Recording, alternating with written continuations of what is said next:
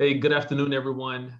I guess it's a little bit earlier there. I'm on the East Coast, but nonetheless, welcome to my talk, Revealing the Antivirus Quarantine, really talking about using PowerShell to enable analysis. Of course, you know where you're at. I'm ecstatic to be here, albeit virtual, and I know just by looking at the Slack channel and everything else, everybody's having a good old time there. But nonetheless, let's jump into this. So who am I, right? So I'm Fernando Tomlinson. I go by Nando. I'm a principal IR consultant at Mandiant, where I do digital forensics and incident response on a daily basis. I'm retired from the U.S. Army. Did 20 years. So the first half of my career, if you will, was system administrator focused tasks. The latter half of my career was defensive cyber, offensive cyber in support of our great nation. I have 2 tours to Afghanistan, and I have a Purple Heart from some injuries that I sustained while I was there. I'm a cybersecurity adjunct professor where I teach Python, Linux, digital forensics. I also teach PowerShell, developed that for the college out here in Georgia where I'm at. And truth be told, I really enjoy teaching PowerShell over anything else, right? So go figure. I'm a PowerShell enthusiast. I code in the language almost every day in some form of fashion. Co-author of the PowerShell Conference Book Volume 2. I know that's a couple of years old now at this point, and some of you certainly recognize the benefit of the book. You might be benefiting from the proceeds right now. So where applicable, please certainly support either through buying the material or developing a chapter or two to help out with the cause. I'm on the internet a number of different places, so that's where I could be found. So let's jump into this. We're going to start off talking about a little bit of history, right, if you will. So the history of antivirus itself, well, the concept really from a, not antivirus, but from a malware perspective, malware really dates back to the early 1970s. And it all started with a virus called Creeper. Its initial propagation vector really relied on humans to be able to transport from one system to the next. And it was entirely done through floppy disks, right, offline. Some of us hear floppy disk and you're like, holy crap, I haven't heard that in a while. And other people are like, well, what's a floppy disk, right? It kind of makes you feel a little bit older, if you will. But nonetheless, that was the first known malware. Bob Thomas is the creator of it. That's neither here nor there, but really it was an experimental thing that was all about being able to self-duplicate itself, self-duplicate the program to be able to replicate to different mediums and platforms, not to inflict any damage. That was certainly not the purpose there. However, to combat that, if you will, there was a program called Reaper that was released. And one may say, well, that's the first instantiation of antivirus as we know it. And if there's enough arguments, then we can go to the next instantiation to really highlight the release of antivirus. And that was really in 1987. This was in light of the Vienna virus. And really from that perspective, it was all about being able to reverse the actions of this virus. This virus sought to infect .com files on DOS-based systems. A German computer researcher is who came up with the program to get rid of the virus. And really from a history book's perspective, we can say that that was the true first instantiation of an antivirus. Now, some initial contenders in this space: G-Data Software, which is still kind of kicking out there, McAfee, Note 32, Flush Shot Plus, and Anti4Us, right? So we start to see very quickly some writings on the wall, and then a number of entities kind of jump on that. Now, while we talk about roughly 5 AV companies right there, there are hundreds, and in some cases thousands, if you will, of antivirus companies, right?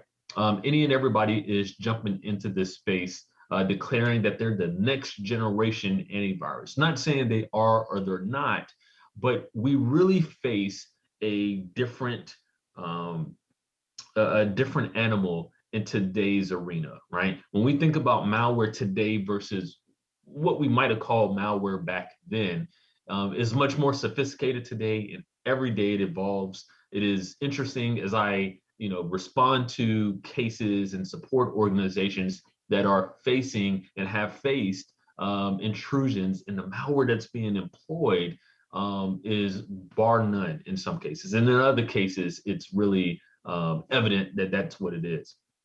But the evasion techniques associated with some of this sophistication, right, it's all focused on how to essentially out or surpass the technology that's supposed to be doing the detection. So you can almost think of it in terms of it being almost like a cat and mouse type game. Now, in terms of the picture, right, as I mentioned that there is a substantial amount of antivirus solutions today, some of them are almost like this, where they have that gate up and they're like, yeah, we can block whatever, but they're really not blocking anything, or they're blocking the very evident type stuff. And in the minute that there's any shift or change, they don't stand a chance. Now, from that perspective, when we think of malware, there's a number of different types of malware that are out there.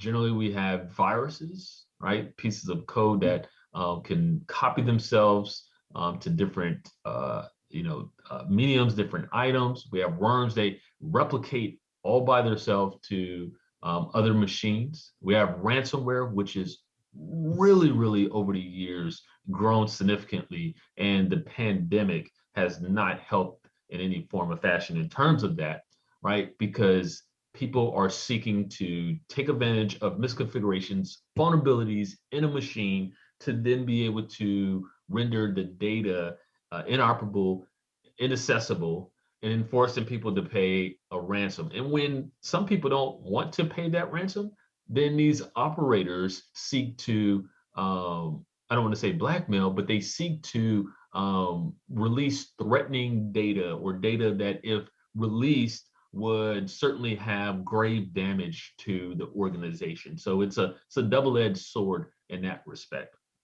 We have rootkits that are very stealthy, operating in some cases at the hardware level, things that are operating at levels that most of our technology has a tough time to be able to see and really understand. And then we have Trojans, keyloggers, grayware, right? And grayware really starts to get into the spyware of sorts, right? Just potentially unwanted programs and a number of other things. So while we have these types of malware that stem from very early days and just continuously evolving over time, we also have some interesting and sometimes considered scary statistics. So when we think of every day, right? Every day I get up, put my, my quote unquote uniform on, and I go fight the good war. These are stats that I'm having to face. And maybe if you're in this space, the same thing, or even as a consumer or a supporter, operations support from an IT perspective that you're facing, right? 350,000 new malicious programs are detected on a daily basis.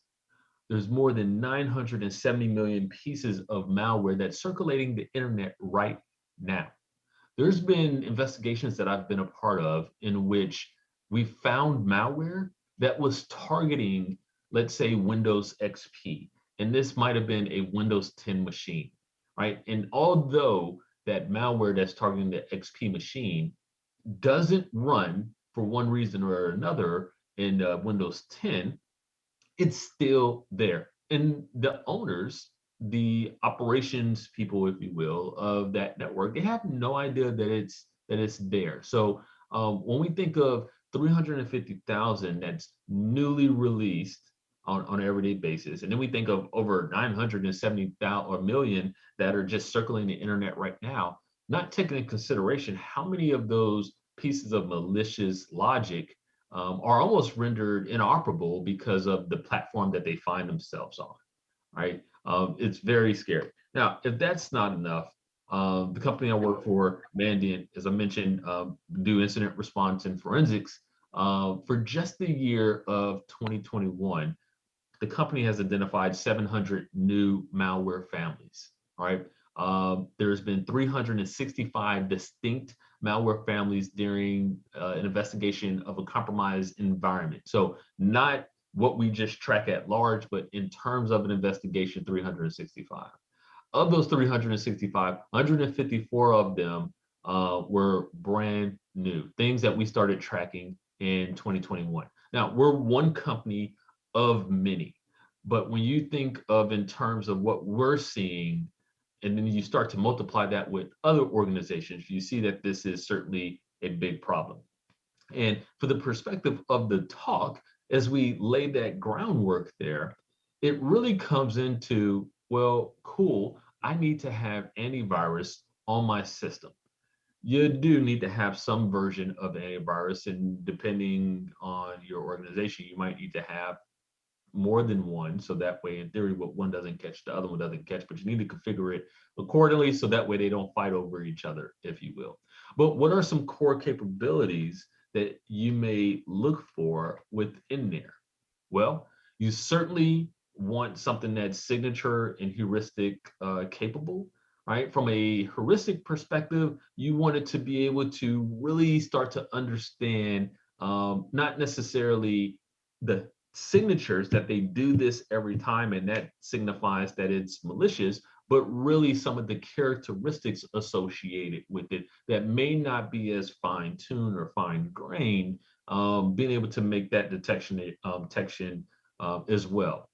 From a signature perspective, that's great, right? Like I knock on the door, I open it 3 times, or excuse me, I knock on the door 3 times, I open it. Anytime I see that, that is a signature of maliciousness. So while that is great, it also has the propensity to miss things, as you could imagine. What happens if I knock twice or 4 times or don't knock at all, right? So signatures in that case is bad.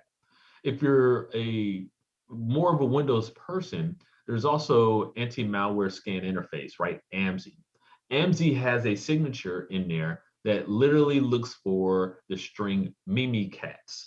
If you're familiar with Mimikatz, that's a tool that allows you to dump credentials that are stored in LSASS for you to be able to dump them in plain text.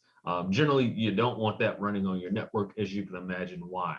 But nonetheless, if I just typed in Mimikatz, AMSI would pick that up as bad, regardless of anything else, right? And there's other signatures as well. But in your mind, the gear might be turning because you're like, well, surely I can bypass that. What if I just break Mimikatz down from a string perspective and concatenate it together? Or what if I used the ASCII table and convert it to decimal or something and then convert it back to char? Yeah, all those things certainly would work because at that point, the signature is being bypassed. We also want something that's anti-malware in nature, really focused on the malware makeup and purpose, if you will. We want something that's real-time scanning capable, meaning, as a file is being downloaded, it is being scanned, or as a file or item is being executed, it is being scanned. The days in which we have a antivirus capability that only did scans at noon or one specific time or several specific times throughout the day, while that capability is still inherent in there, that's not normally what we would want as a typical setup. We want to be able to scan that thing as it's being downloaded, also have the ability to scan it as it's being executed.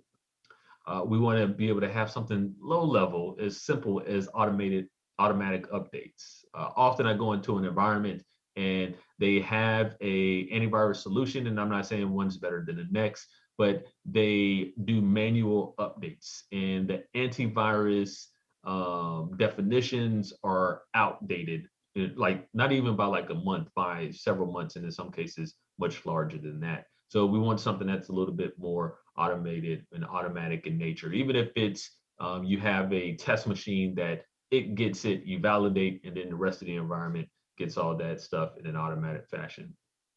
When it come down to malware being detected, we want to have the ability where it tries to clean that aspect, i.e. remove that malicious logic from the item. That gets a little bit more difficult when we have compiled items, or we have things that are packed, i.e. Utilizing some form of compression aspects with them. But nonetheless, certainly a good capability. And then lastly, certainly something that quarantines it. So as it identifies it as bad, it isn't like, hey, that water bottle is bad. I'm just telling you about it. No, no, no. I want you to act. I want you to do something, because I might not see that alert that says it's bad until much later. I want to be able to configure you to do something, to act on behalf of me. And quarantine is generally one of those things where it renders that binary or that item into a not into a place, but it puts it in such a area that it doesn't allow it to execute, either based upon the photo location, or it does something to adjust the bytes associated with it, i.e. maybe it encrypts it, maybe it zips it up and password protects it. There's a number of different things that AV solution providers are using to quarantine a file or a binary. We talked about the protection associated with it, because it essentially wants to make sure it is not in such a state that it can continue to execute without some type of interaction. Maybe you come back in later on and you recognize a file or an item was quarantined. You have the ability to select an option in that antivirus solution and restore it. Maybe you determine it's truly bad. Well, then you can have it removed. If you don't do anything at all, generally the items that are quarantined will sit there for roughly 30 days, depending on the antivirus solution, and then it will auto delete. But nonetheless, you have options. So from that perspective, when we think about intrusions, well, how does quarantining come into play? Well, I present to you a attack lifecycle.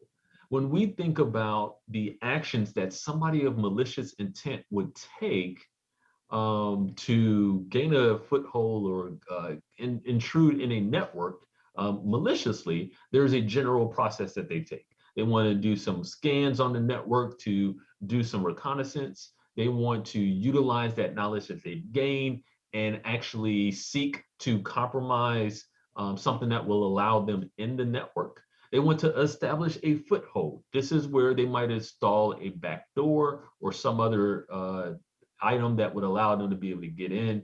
They then would like to escalate privileges. You know, generally a regular domain user might be the one that click on the phishing email, for example. So now that they have a foothold in the organization, they want to elevate to somebody with a little bit more privileges and rights. And that's where escalate privileges comes into play. And from there, well, this machine is great, but what else is out there in the network? So then there's more reconnaissance internal to the network. And slowly but surely, it's an iterative process where they'll find a new machine, they'll maintain presence, i.e. establish a foothold, they'll look to escalate, do some internal reconnaissance, and continue until we get to the point of them completing the mission. For each one of those steps, outside of initial reconnaissance for the most part, and in some cases, initial compromise, we have the ability with a good AV solution to be able to catch some of the malicious logic and have it quarantined. This is good. Now, when that happens, you're largely looking to bring in or enact incident response procedures or digital forensics. Maybe you have that capability internal to your organization, and that's good. If that's the case, then you have access to the server, your antivirus server, and you can actually go in there and click the button to restore it, click the button to delete it, or whatever the case. When you don't have that, i.e. the server doesn't exist or you're doing analysis offline, well, it gets a little bit more difficult, right? Like, how do I get that file back? And you may be thinking, well, why do I need that file back? Well, I look at it like this. I'm investigating an intrusion, and the attacker has stolen $6 million, for example.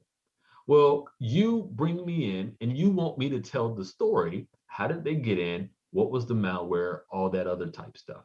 And if the malware, suspected malware, is quarantined, well, I would want to have it in its rawest form so we can do analysis on it to make the determination whether it's good, bad, or indifferent.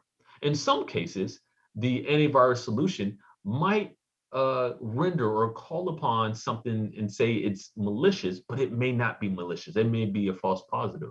In other cases, we would be able to get a good copy of the malicious binary.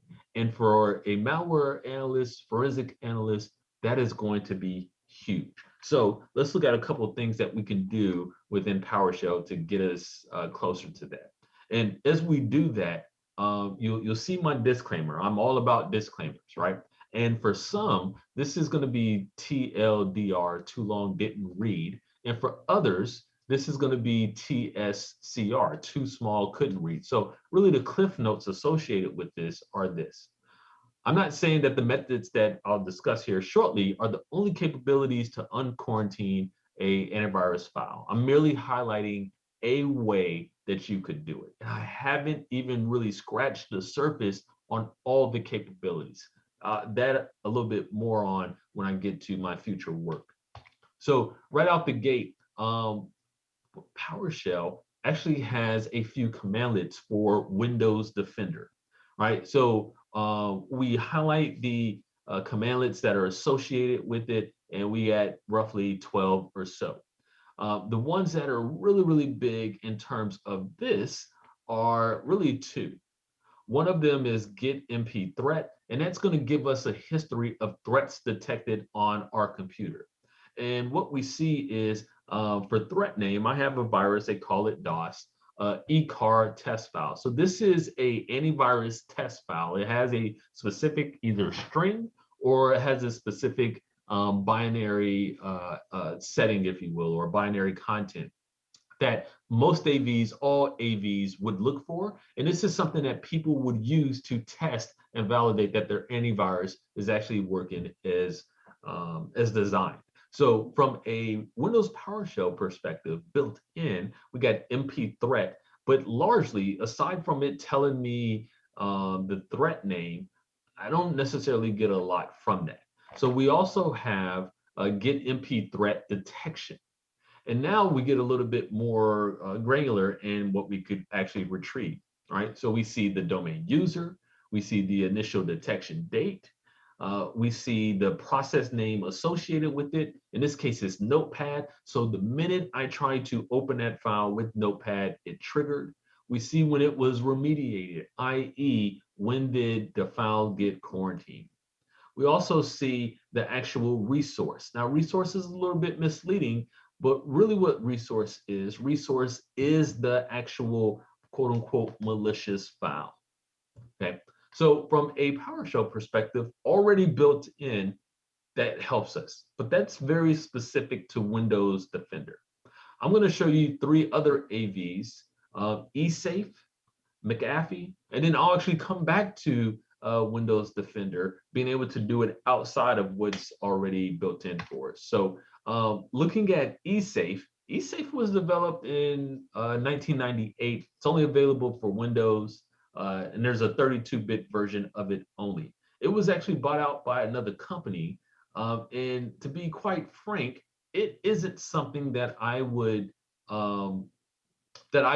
purposefully pick up and try to develop code against. However, I support and have supported organizations that utilize this and had a need, which is why I kind of focused efforts on developing code for it.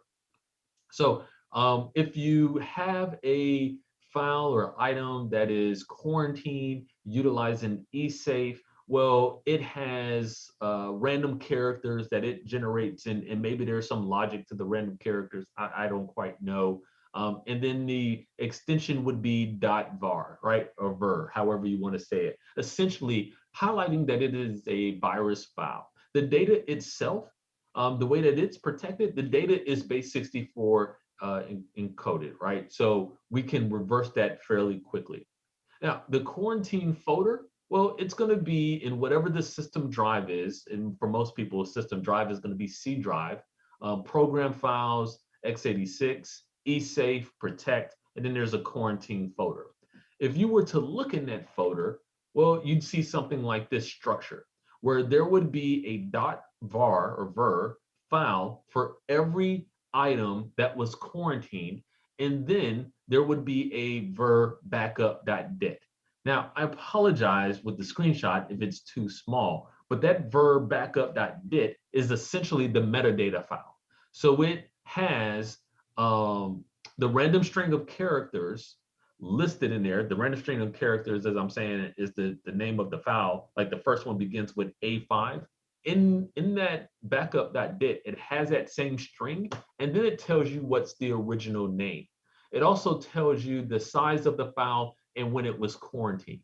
So the first one, that A5, if you're able to see the screenshot there, it is the first line. The original name was ecar2.zip, and then it was approximately 388 bytes, and then it was quarantined on March 26th, right? So that same information is on the next line for the second file. Again, every file that is quarantined would be in this directory, and it would be labeled as .vir. The metadata associated with it would be in that backup file. Well, why is that the case? Well, as we reverse that process, that backup file is going to be the very thing that's going to help us understand what the original contents were. So this is just a snippet of the script I wrote, and any script I talk about is on my GitHub. But a couple of things in here, I won't go or really bore you with going through each line, but a couple of things. First thing I do is I receive the item. I'm checking to see if it ends in .vir, right? And that the path is whatever the file or that the path that they provide actually exists. If that's the case, then I'm going to check to see if the path that they provided for the backup file, i.e. that var.backup.dit, actually exists. That backup file, I'll need to consult that to understand what the original name was. So when I reverse this process, I can apply the original name back to it. The other thing we'll do is we'll read in the file itself. I'm going to split the file based upon a £. We're going to go in there and there's specific fields. So I'm going to split based upon offset 6, splitting based upon the slashes, and then we're going to do some concatenation for us to be able to make the path and the file name that we're going to write it back out to. The real big piece to all of this is here. As we read the contents of the file, we're going to join those items together, and then the middle line there, we're going to convert it from base 64 back to bytes. And then that third line, we're going to write all bytes out to output file that we would have already specified within this code. And at that point, we would have reversed that process. This one was not that bad. As we move on to McAfee,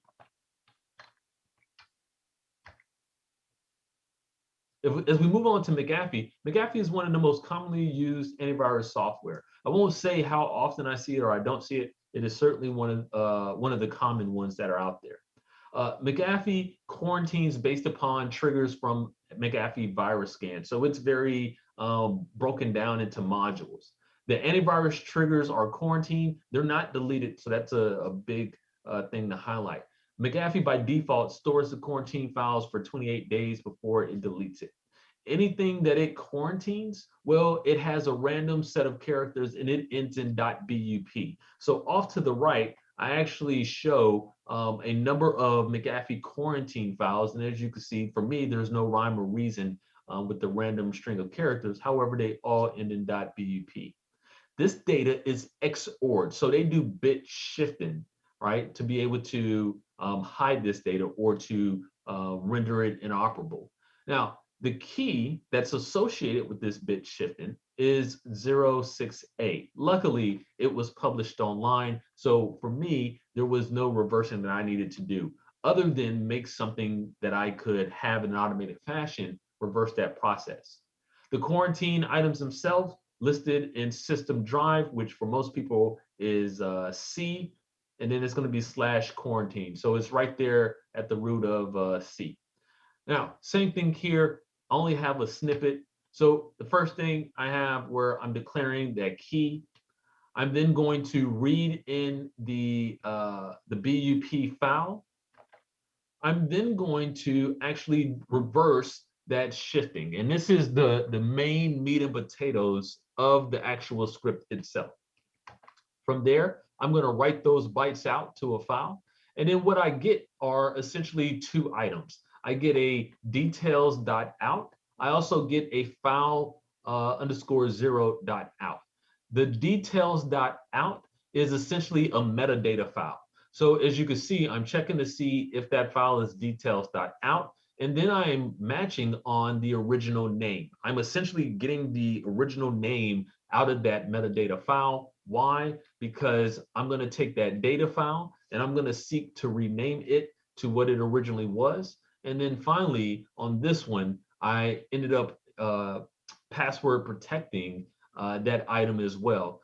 This one was a little bit different. I found myself not having an analyst machine to be able to do it on. So what would happen was I would reverse the process, and then McAfee would pick it right back up. I'd reverse the process, McAfee would pick it right back up. So in order to break that for the time being, I just ended up making a password protected zip file. Now, yes, we could disable it. Yes, in theory, I could do this outside of that platform. I was in a closed network that did not allow me to do so when I wrote this. So Windows Defender, right? Included in Windows 10, it is certainly the primary antivirus on Windows. If there's nothing else that's there, it can run in one of a few modes. We can do active, where it is the primary antivirus. We can do passive, where it's more secondary. We could just put it in disabled mode, where it's totally disabled. The quarantine location is actually in program data. Program data is a directory that's hidden by default, so you have to select show hidden files to be able to see it. But again, C drive, if that's your system drive, program data, Microsoft, Windows Defender, quarantine. And when you look in that directory, you'll see something like this. You'll see entries, resource, data, and resources. So this structure is really interdependent. So there's one file that actually highlights the metadata. There's another item that is the actual data itself. And then there's another part that we're going to use to actually do some decryption to then be able to open the follow-on part. For this, this script is actually pretty big. However, somebody, Optiv Security, found out that Microsoft uses a hard-coded static key to really do its quarantining. So this is highlighting that static key. The only thing I did was put it in an array, right? So that's cool. So I'm going to use that key, and the middle part that I talked about, where it actually does some encryption, they utilize RC4 as a encryption mechanism. And this isn't necessarily a talk on encryption. However, I just took the process as articulated by RC4 and how it does encryption, and then I just reversed that process to then make a function that does it for me.